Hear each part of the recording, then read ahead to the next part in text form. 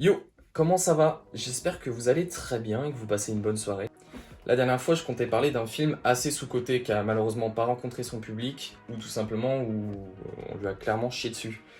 Et le film que je vais vous présenter aujourd'hui est très clairement sous-coté. C'est un film français en plus, et horrifique. Et le film est sorti en 2006, et dans les années 2000, il y a eu vraiment des gros chefs-d'œuvre. Je peux penser clairement à Haute Tension d'Alexandre Aja, qui est vraiment une grosse tuerie en termes de film d'horreur français. Vraiment, si vous ne l'avez pas vu, voyez-le. Sinon, on avait Chétan de Kim Chapiron, qui est sorti, il me semble, en 2003, si je dis pas de bêtises. Il est sur Netflix. Ou alors, on avait Calvaire aussi, de Fabrice Duwels, qui est aussi disponible sur Netflix. C'était vraiment une prise de risque, mais ces deux films, si vous voulez les regarder, ouais, vraiment, ils sont sur Netflix et c'est vraiment de très bons films français horrifiques. Donc vraiment, c'est incroyable. Et là, le film dont je vais vous parler ce soir, qui est assez sous-coté, je dois l'avouer, c'est Il de Xavier Palude et de David Moreau. Tous les deux sont fans du projet Blair Witch, le film d'horreur en fin de footage de 1999. Et du coup, ils ont décidé de faire un film d'horreur avec cette patte-là. Et dans le film, ça se ressent. À certains plans, on a vraiment l'impression qu'ils veulent rendre hommage au projet Blair Witch, justement. Ils sont fans de ce film. Et ça se voit très clairement. Le film est sorti en 2006 et il reçoit un accueil vraiment très mitigé.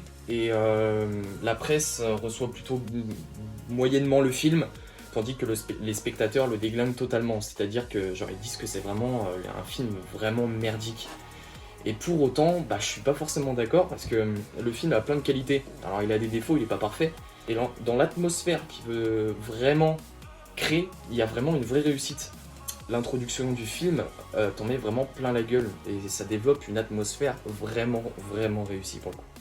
Mais je vais pas vous en dire plus sur le long métrage, hein. Je vais pas vous spoil sur cette vidéo. C'est sûr, de toute façon les films sous-cotés, je vais jamais les spoil, hein. De toute façon c'est à vous de le découvrir, hein. C'est l'intérêt de cette vidéo. Ça pose vraiment le ton dès le début et le film, ouais, réussit sur tout le long. Mais à certains moments, il profite trop facilement de facilité scénaristique et parfois ça frôle le cliché et c'est pas très subtil, ça manque surtout de subtilité, mais dans l'ensemble, le film est vraiment réussi. Donc on est très loin du film merdique. Le film n'est pas un chef-d'œuvre, mais je trouve qu'il est vraiment efficace. Il a une atmosphère super forte et je crois que c'est la plus grosse force du film. Et surtout, c'est un retournement de situation inattendu, genre c'est un twist à la fin. Tout le long du film, les deux protagonistes, qui sont interprétés par Olivia Bonahami et Michael Cohen, deux acteurs qui jouent vraiment incroyablement bien dans le rôle. Et tout le long du métrage, ils jouent superbement bien, ils ont un bon jeu d'acteur et tout, on y croit vraiment, on est vraiment attaché aux deux protagonistes. Mais c'est dommage parce qu'on les reverra plus jamais ces deux acteurs. Ça fait partie des films où les films sont jetés aux oubliettes comme ça. Et les acteurs aussi dedans.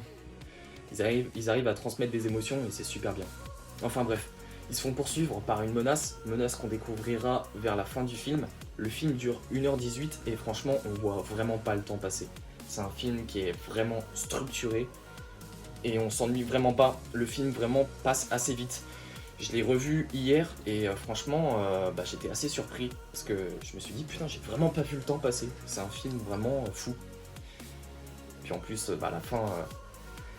la fin à mon sens elle est un petit peu bâclée et en même temps réussie, elle est dans le cadre. Mais voilà, je vous laisse le découvrir. Et comme je vous disais, il y a eu vraiment des réussites.